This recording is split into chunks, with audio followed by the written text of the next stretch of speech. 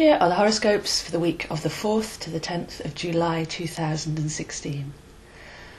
The week begins with a very powerful new moon in Cancer. So we have the Sun and the Moon together, because that's what a new moon is, and they're also joined by Mercury and Venus. This is actually an alignment to Sirius, the fixed star in Cancer, so a very, very powerful day. Cancer is the divine feminine, it's the holding force. If you think of water, the water is held in the cells of our body. And this is where we store our emotion, this is where we feel, this is our intuition in the cells. On the outside, the waters of the ocean hold the sea life, and the sonic sounds of the whale travel far across the sea. And the cosmic ocean is the magnetic principle in our universe, which holds everything together. So Cancer, the crab, or the whale as I prefer to see it, is the holding magnetic feminine energy. So we have 4 planets lining up to Sirius in the sign of Cancer at the midsummer moment. So the new moon in Cancer can be worked with to clean up those cells, to clean up our memories, to clean up our emotions, because we don't need to hold on to everything. We need to learn from it, but then also be able to release what doesn't serve us anymore or what was never ours to begin with. It's a day to connect with the divine feminine. It's a day to feel held and supported. So tuning in there with our cellular knowledge, with our wisdom, with our intuition, and taking a moment at this midsummer time to really feel with purity, with instinct, with clarity, but without any need to employ the rational brain. Things may seem to move a bit slower, so that we can go inwards, so that we can centre, and so that we can realign. And a new moon is a good time to set intentions. So setting intentions from that deeper place, from that more loving place, from that more aligned place, will be well set for Monday, Tuesday, Wednesday this week. Cancer is a sign that likes security, that likes to feel enclosed. It can wax and wane with the moon, so it can feel expansive at times and then retreating at other times. But that holding nature of the Cancerian water does like to feel secure. But a good meditation maybe by Wednesday would be to see where security comes from.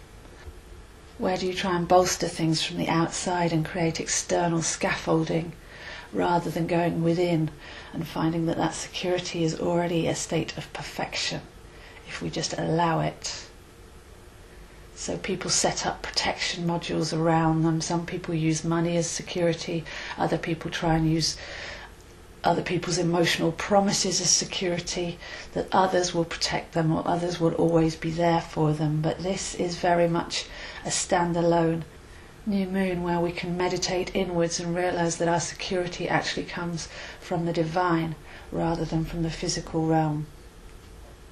So over the spring we've seen many attachments fall away so that we can stand alone and stand strong in our divinity rather than trying to find security and protection on the physical plane.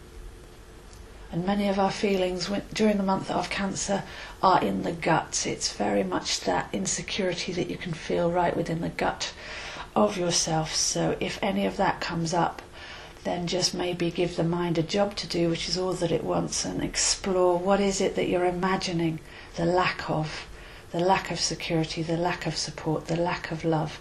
Where does that anxiety come from? And can you slowly wash that away? Give yourself a cellular rinse.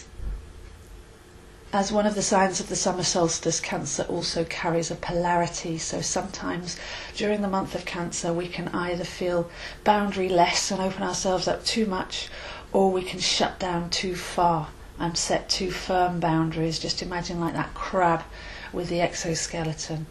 So a good day to monitor, are you being too self-protective or too open and giving yourself away and allowing yourself to be exposed to others? That will come in around Wednesday, Thursday, just so that we can set that healthy balance. So thoughts and emotions are mingling and blurring here. With very little in air signs, we're actually looking at our memories and emotions rather than our thinking mind, but those are even connected. So your emotions have thoughts. You can keep telling yourself the same story over and over again, or dwelling in the same waters. So a good week to explore emotional thought, emotional memory, and whether it's serving you. So we can explore emotional stories. We can go back to the first time that we felt that feeling and actually explore whether we're holding on to something too much. They say that your past is a lesson, not a life sentence, and that will be very true this week. So can you go and learn the lesson and let go of the rest? That rinse that we're speaking of, rather than dragging everything in a saturated way forwards and then building an even stronger emotional story on top. Often our emotional reactions are as a result of wrong thought, as a result of carrying all that baggage forwards. So we can see when we don't react the same way emotionally that we have actually cleared something up. Many people are holding on to a strong story about the mother, whether they felt loved enough and what that connection was, but it's time to let that go now and allow the mother figure to be a person in her own right rather than part of the story. This is a wonderful week to reconnect with the mother, to freshen up that relationship and to realise that the divine mother, the goddess energy, the magnetic principle is what's holding and nurturing and loving eternally, rather than pinning all that responsibility onto one person. We have a couple of other aspects this week. By Friday, the Moon and Jupiter are together in Virgo. So Jupiter went forwards slowly a couple of weeks ago, and now we're starting to feel that forwards pull, especially because Mars in Scorpio is in direct action as well. So we've got two heavyweights going forwards, and we can actually start to put our plans into action. Had we put these plans into action before, say at the beginning of the year, they would have gone forwards and backwards, or they would have taken us off the right path. So now we've gone backwards and inwards and reconnected with the purpose and the soul and the meaning of those projects. We've actually got a clear road ahead now to put those into action. So the intuition is strong, the cellular knowing is strong, and the desire to actually create something from a very centered and soulful place is strong. And then we can apply the thinking mind to how to do that as a secondary level. But maybe this week it's a good idea to just connect with what feels right, the unprogrammed emotional response, to really find the truth within and connect with the passion of what you're here to contribute, what you're here to actually produce, and to anchor that into the cells and wait for the doors of opportunity to open in their right time. So all told, this is a masterclass in the Cancerian energy this week. Security versus support, expansion versus retraction, the mother love, divinity, and the cells and the wisdom of your inner knowing and intuition.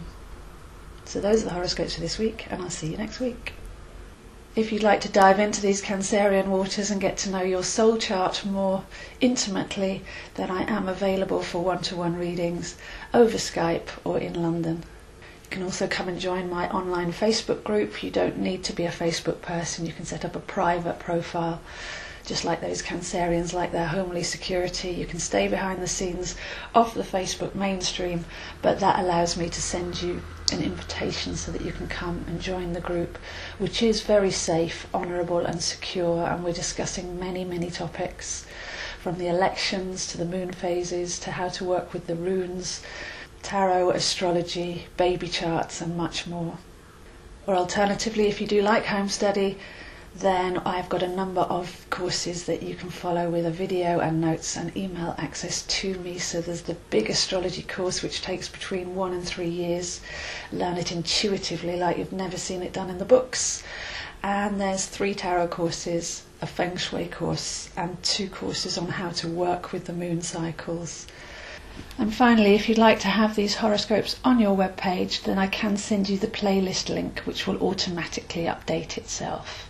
So all of that is available. Please do come and find me, zoehines7@gmail.com.